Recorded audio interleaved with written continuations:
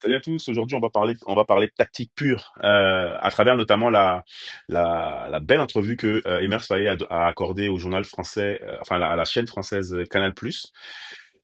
C'est vraiment une interview vraiment intéressante et j'invite tout le monde à la voir. Elle est disponible en replay et, et même notamment sur YouTube. Dans cette interview, Emer Faé exprime clairement sa philosophie de jeu. On a vraiment la chance d'avoir en Afrique une nouvelle génération de jeunes sélectionneurs africains. On parle de celui du Gabon, par exemple, moi qui m'a vraiment impressionné lors de ces éliminatoires de Coupe du Monde, mais également celui du Sénégal, qui a vraiment bien pris le relais de cette équipe sénégalaise, également celui du Nigeria, et donc notre Emer Faé national. Des sélectionneurs qui ont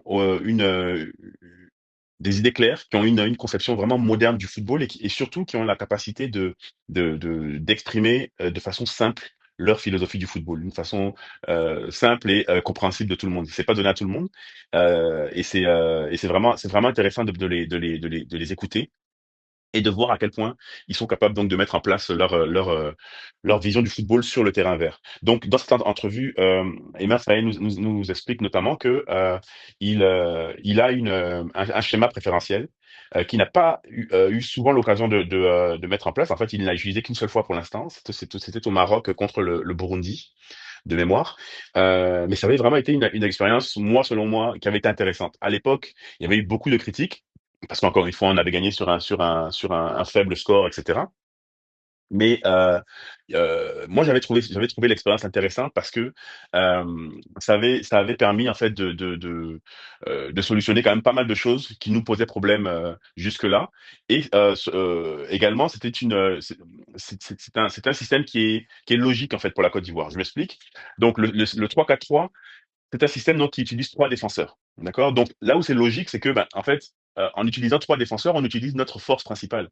La défense centrale, c'est vraiment notre force principale. C'est là où on a le plus de joueurs euh, de valeur internationale.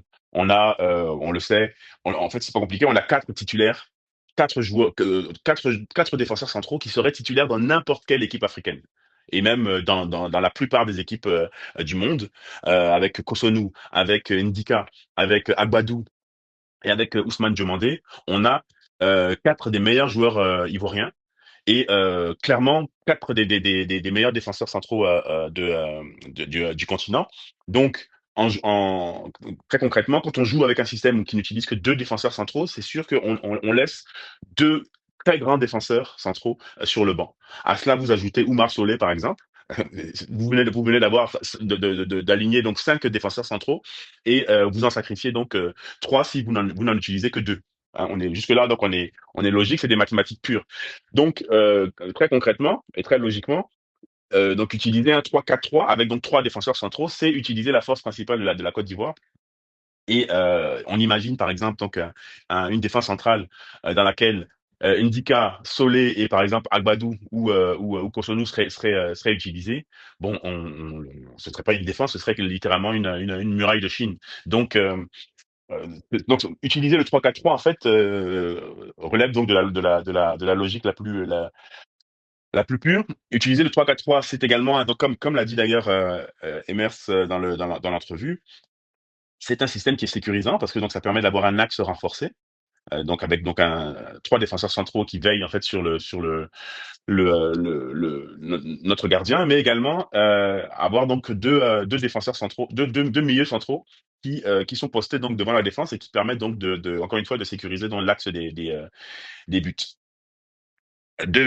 Utiliser deux défenseurs, deux milieux défensifs, ben, ça permet également donc de remplacer Seri. En fait, on sait que depuis la CAN, depuis le match contre la Sierra Leone que nous avons joué au Liberia, où Seri s'est malheureusement blessé et je crois a hypothéqué sa fin de carrière. Donc depuis ce match-là, Faye n'a eu de cesse que d'utiliser en fait des formules pour pouvoir remplacer en fait notre chef d'orchestre qui était Seri. Jusqu'à présent, il n'y est pas arrivé. En ayant donc avec un 3-4-3 deux milieux défensifs dans l'axe, ben, on remplace Seri donc avec donc ces 2 milieux défensifs-là et heu, c'est un système sécurisant, c'est un système qui en plus qui permet non seulement donc au milieu de protéger la défense, de les 2 milieux défensifs, mais également en fait ça leur donne plus de liberté puisque le l'axe est déjà protégé par les 3 défenseurs centraux. Les milieux de terrain en fait, sont davantage libres d'opérer. Et donc ça correspond en fait à la nature même de nos milieux défensifs. Par exemple, qu'on parle de Kessié ou Sangaré, qui sont des joueurs qui par nature sont des box-to-box, donc qui sont capables non seulement de jouer au milieu défensif, mais de se projeter en avant et donc dans ce cas, en fait, ils pourraient se projeter en box-to-box sans craindre de laisser des espaces derrière eux. Ces espaces-là étant déjà couverts donc par les 3 défenseurs centraux. Donc, par exemple, donc on aurait donc Kessié et Sangaré en milieu défensif, mais on pourrait même, par exemple, à la place de Sangaré, par exemple, avoir un Chris Inaoulai qui pourrait donc jouer là, malgré sa jeunesse, et qui pourrait donc être libre en fait de pouvoir donc se projeter et puis donc démontrer toute la classe dont il fait montre depuis le début de la saison à Trabzonspor. On pourrait utiliser également les Dorgelès, on pourrait utiliser les Baba Diomandé par exemple. Souvent ces joueurs-là en fait, on craint de les utiliser parce que justement en raison notamment de leur jeunesse, de leur inexpérience, etc. Ils peuvent laisser des espaces derrière eux. Là, on sait qu'on a 3 défenseurs centraux qui veillent. Donc les 2 milieux défensifs qui occupent le milieu de terrain sont davantage libres et donc peuvent donc davantage s'exprimer, davantage organiser le jeu, etc. Ça apporte vraiment beaucoup de fluidité. C'est vraiment l'avantage de ce système. Ça permet donc au milieu de terrain d'être à la fois sécurisant, mais en plus d'être plus libre. Et donc, de par la nature même de nos milieux de terrain, c'est vraiment un système qui est adapté parce que à ce moment-là, donc, ça leur permet donc de s'exprimer de façon plus libre, ok, sur le terrain et d'organiser mieux le jeu, etc. Le 3-4-3 à ce niveau-là est très adapté au type donc de défenseurs centraux que nous avons et il est très adapté également au type de milieu de terrain que nous avons. Moi, par exemple, j'avais beaucoup aimé donc au Maroc, on avait utilisé par exemple Singo. On n'avait même pas utilisé nos défenseurs centraux, on avait utilisé Singo en défenseur central droit. Et on avait vu à quel point il pouvait apporter justement non seulement donc défensivement, mais en plus en se projetant au milieu de terrain et en créant en fait avec son impact physique, en créant des brèches directes là, dans le milieu de terrain adverse. Ça avait vraiment été très très très intéressant. Et moi, je pense que c'est un système qui est amené à être revu. Et donc, je suis content d'avoir entendu Faye en parler parce que ça confirme en fait ce que je pensais à ce moment-là. Le souci, par contre, et enfin c'est un souci hein, plus ou moins, hein, parce que le 3-4-3 exige par contre d'avoir des pistons qui sont absolument impactants. Ok, donc le 3-4-3 utilise donc 3 défenseurs centraux, 2 milieux de terrain, relayeurs, 2 milieux de terrain défensifs et relayeurs qui sont donc très polyvalents, et des pistons sur le côté. Par exemple, un joueur comme Amad Diallo joue en piston à Manchester City. Euh, ou par exemple une équipe comme le Maroc, par exemple, utilise donc des pistons avec Achraf Hakimi et Masraoui, par exemple. Bon, ces 2 pistons-là sont peut-être les éléments les plus importants du système. En fait, on utilise ce système-là quand nos 2 meilleurs joueurs sont les pistons, en gros. Et la Côte d'Ivoire a ces joueurs-là pour pouvoir jouer donc en piston dans un 3-4-3. On a par exemple un joueur comme Doué qui joue d'ailleurs comme ça à Strasbourg. Alors parfois il joue en défenseur central, parfois il joue en piston. Et par exemple depuis son retour de blessure, il se démarque par sa capacité à faire des passes décisives en fait en piston. Et il est très très très intéressant dans ce rôle-là. Bon, et ben dans un 3-4-3, il faut avoir donc les pistons qui sont capables donc d'occuper donc les ailes et donc de de travailler donc avec leurs ailiers respectifs. Donc on aurait par exemple Guela Doué à droite qui travaillerait donc avec Amad Diallo et à gauche par exemple un joueur comme Operi qui a toujours joué en piston, que ce soit au Havre ou maintenant donc en Turquie. Operi par exemple qui est parfaitement capable effectivement de s'intégrer en fait au milieu de terrain et de venir donc apporter le surnom. L'intérêt de jouer en 3-4-3, et c'est ce que disait donc Faye dans son entrevue, c'est que ça permet en fait donc d'apporter donc déjà de la fluidité dans le jeu et ça permet en fait d'apporter du surnombre au milieu de terrain. Et c'est là que la différence se fait. Les pistons donc partent de la défense, ils viennent s'intégrer au milieu de terrain et ils apportent donc des solutions à la fois de passes, de courses, etc. Et Donc le 3-4-3 en fait donc peut être vraiment décisif à ce niveau-là. Donc en équipe nationale de Côte d'Ivoire, avec par exemple un joueur comme Guelladoué et un joueur comme Opéry, on serait parfaitement capable donc d'avoir donc les pistons nécessaires qui nous permettraient ensuite donc d'avoir donc cette fluidité-là et puis de créer ce lien entre la défense, le milieu de terrain et l'attaque. Et en attaque, ce n'est plus à démontrer. La force de la Côte d'Ivoire, c'est de pouvoir évoluer avec donc une attaque large. Donc on a Amad Diallo à droite, on a Adingra par exemple sur le côté gauche, Adingra ou Diomandé, Yann Diomandé, ou encore Bazoumana Touré sur le côté gauche. Et on a donc à l'heure en avant-centre. À droite, bien sûr, on a Amad Diallo ou Pépé. Le problème, c'est il y a deux problèmes. Moi, ce que je vois avec le 3-4-3 à ce niveau-là, c'est que dans un 3-4-3, vous ne pouvez pas utiliser Amad Diallo et Pepe ensemble, à moins d'utiliser Amad Diallo en piston, comme il le fait en fait à Manchester United.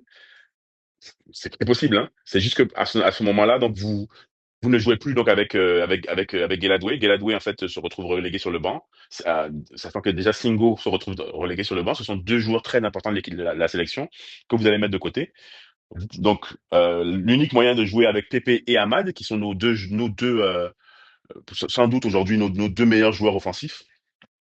Euh, Si soit vous mettez donc Ahmad en piston, ce que je trouve, en tout cas, personnellement, je ne suis vraiment pas habitué.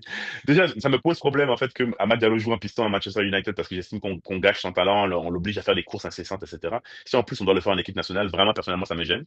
Moi, j'estime qu'Ahmad Diallo doit être en attaque et il doit être laissé libre en fait de, de- de jouer en attaque, là où il apporte en fait toute sa créativité.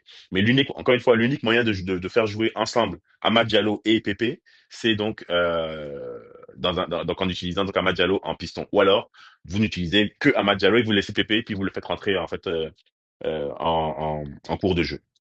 Donc c'est le premier inconvénient que je trouve en fait au 3-4-3. Le deuxième inconvénient, c'est que vous vous privez en jouant donc en 3-4-3, on se prive de la nouvelle dynamique qui existe en équipe nationale aujourd'hui, avec des joueurs comme Bazoumana Touré, comme Yann Diomandé, comme donc j'ai parlé d'Amad Diallo et Pépé, des joueurs comme par exemple le 10 là qui joue à l'ancien de l'Africa qui joue en Belgique, Parfait Gagon, par exemple, qui est une révélation hein, pour notre sélection aujourd'hui, qui est une des révélations de notre sélection. Il a encore marqué un but magnifique hier et il a l'air vraiment en pleine bourre. Bon, ben, ce joueur-là, par exemple, dans le 3-4-3, vous allez l'oublier. Il ne pourra plus tirer son épingle du jeu. On l'a vu pas comme Zouzoua, par exemple, au poste de 10. Et donc, Parfait Gagon, ces joueurs-là, en fait, n'auraient donc plus leur place. Au cours des dernières fenêtres internationales, j'avais trouvé intéressant dans le 4-3-3, qui est notre système historique, hein. Dans le 4-3-3, j'avais trouvé intéressant que Faé essaye donc d'insérer un 10, un organisateur du jeu, un troisième donc milieu de terrain qui évolue au poste de 10, en organisateur du jeu en milieu central, en milieu offensif central. Donc à travers donc Parfait Gagon, à travers pas comme Zouzoua, et bien sûr à terme à travers Ahmed Junior Traoré, celui qu'on attend tous. C'est celui qui doit venir occuper ce poste. Bon ben si vous changez de système et que vous êtes en 3-4-3, il y a plus de 10. Ces joueurs-là sortent de l'équipe et on ne les revoit plus. C'est un choix, il y a pas de problème. Mais il faut en tenir compte. Donc non seulement on se prive de 10, mais également en fait on se prive en fait des nouveaux joueurs qui sont en train de monter. Donc je parlais donc de Bazoumana Touré par exemple. Ce joueur-là aurait du mal à trouver sa place dans le 3-4-3, à moins lui également donc de jouer en piston. Ce qui fait d'ailleurs, hein, il lui arrive de jouer en piston à Hoffenheim. Bon, généralement il est plus en milieu de terrain et il a un défenseur latéral gauche derrière lui, donc ça lui permet d'évoluer vraiment en ailier. Euh, en piston, il aurait plus de mal en fait à tirer son épingle du jeu en équipe nationale. Un joueur comme Yann Diomandé, bien sûr qu'il est tout à fait capable de jouer en ailier droit ou en ailier gauche, mais par exemple, on a vu lors du match contre le Kenya, c'est en milieu de terrain gauche qu'on l'a utilisé dans le 4-4-2. un joueur comme Yann demandait, par exemple, aurait moins de possibilités de pouvoir s'exprimer. Bref, euh, il y a, encore une fois, être sélectionneur, c'est choisir, c'est faire des choix, et des choix très souvent difficiles. Si Emer Faé décide donc d'utiliser le 3-4-3, il y a vraiment beaucoup d'avantages à ça, et ça s'adapte vraiment très bien au type d'effectif que nous avons. Mais l'inconvénient, c'est que ça a des inconvénients, donc, et que ça bloque notamment donc la nouvelle dynamique que nous voyons en fait tourner, en fait, que nous voyons monter en équipe nationale, donc avec des jeunes joueurs qui du jour au lendemain se retrouveraient bouchés en raison donc des choix restreints que permet au niveau offensif le 3-4-3. Donc il va falloir s'y pencher tout de même. Le reproche que je fais à Faé, c'est que justement, c'est que ces questions-là, alors qu'elles sont évidentes depuis longtemps, elles ne se posent concrètement qu'aujourd'hui. Ils ne se les posent concrètement qu'aujourd'hui, à seulement 2 mois de la CAN. Ok. Donc le voir utiliser le 4-4-2 pour la première fois seulement au mois de septembre, enfin au mois d'octobre contre le Kenya. Moi, je trouve ça vraiment dommage parce que alors que c'est un système qui nous apporterait beaucoup, que ce soit le 3-4-3, que ce soit le 4-4-2, ce sont des systèmes qui nous apporteraient beaucoup. Mais comme il l'a dit lui-même, tout système nécessite des automatismes. Tout système mérite d'être travaillé, et pour pouvoir le travailler, ben, il faut s'y prendre à l'avance. Or, on a évolué pendant des années en 4-3-3, et c'est un système qui nous convient aussi.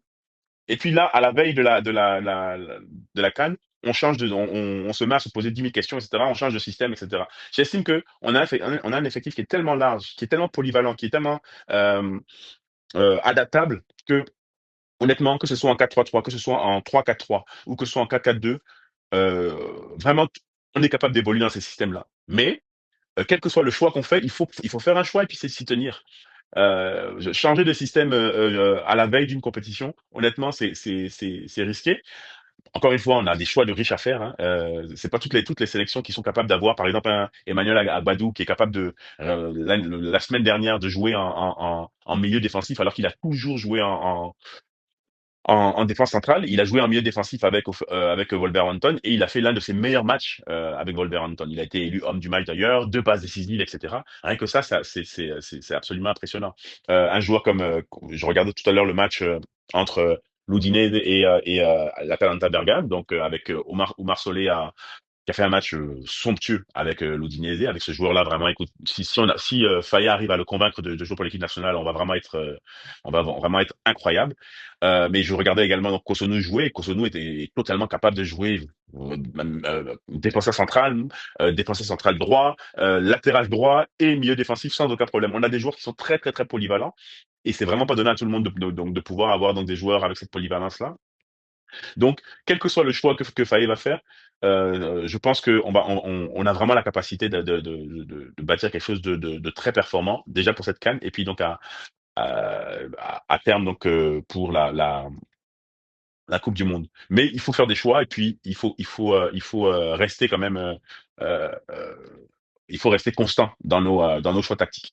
Vraiment, encore une fois, au cours de ces éliminatoires de la Coupe d'Afrique et de la Coupe du Monde, l'un des reproches tout à fait justifiés qui a été fait à l'encontre de Faye, ça a été justement de faire trop d'essais, en tout cas de ne pas donner l'impression d'avoir une vision stable de là où on veut aller tactiquement.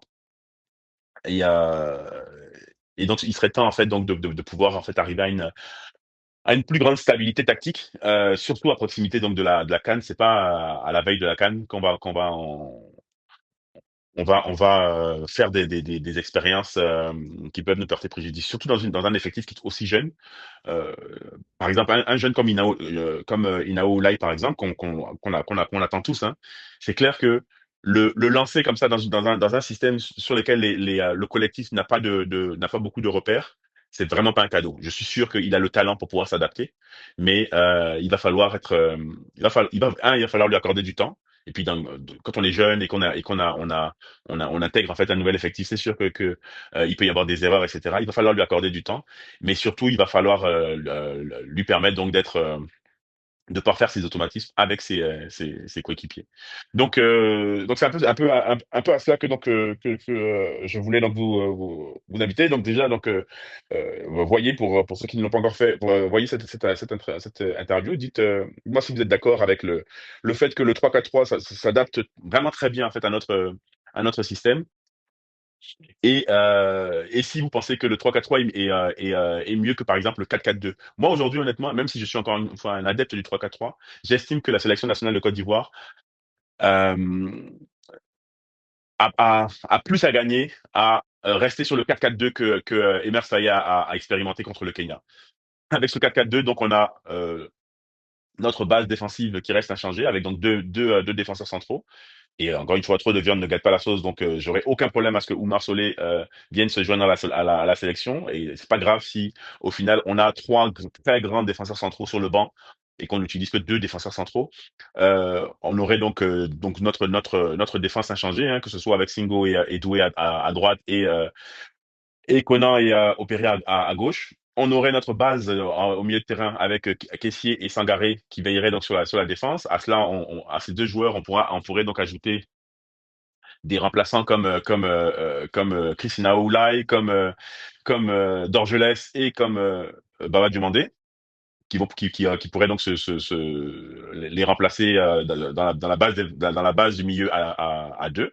Et sur les côtés, par contre, donc on aurait les révélations, la base montante de notre football, les étoiles montantes de notre football, que sont Bazoumana Touré, que sont Yann Diomandé, ou encore évidemment donc celui qui a les clés de notre exploit offensive à savoir donc Amad Diallo donc à droite. Et en attaque, par contre, donc ça reste donc à parfaire. Hein. On aurait donc Pépé et que ce soit à l'heure comme tout le monde l'espère, Yohan Boni. Yohan Boni qui a d'ailleurs été évoqué par Faé. Et vraiment, j'espère qu'il va réussir effectivement à le convaincre. Je pense qu'il faut arrêter de se poser 10 000 questions avec nos binationaux. Là, encore une fois, je l'ai déjà dit, puis c'est vraiment mon mantra. Il faut pas hésiter à aller à exposer comme ça notre stratégie. Et je trouve ça très bien même justement qu'on en parle de manière aussi claire. On veut que Yohan Boni vienne en équipe nationale parce on est une équipe nationale qui est ambitieuse. On a vu que donc au cours de cette entrevue, comment Emer Faé a clairement dit, a clairement affiché nos ambitions, à savoir remporter donc pour la deuxième fois consécutive la Coupe d'Afrique et aller donc au moins en quart de finale en Coupe du Monde. Bon ben pour pouvoir réaliser ces deux objectifs, clairement il faut qu'on enregistre les renforts d'Omar Solé en défense. Moi, j'estime que déjà les joueurs montants comme Christina Oulay, les pépites que nous avons à Strasbourg, notamment avec le jeune Ouattara, ces jeunes-là doivent évidemment être appelés en équipe nationale, tout comme Godot. Euh, Pas comme titulaire évidemment, hein, et puis pas nécessairement tous ensemble d'un seul coup. Mais je pense que ça va être quand même important que l'équipe enregistre ces renforts-là. Et en attaque, Yohan Boni serait vraiment parfaitement adapté à un 4-4-2. En fait, je pense même que si on passe en 4-4-2, il faut absolument que ce soit avec ce joueur-là.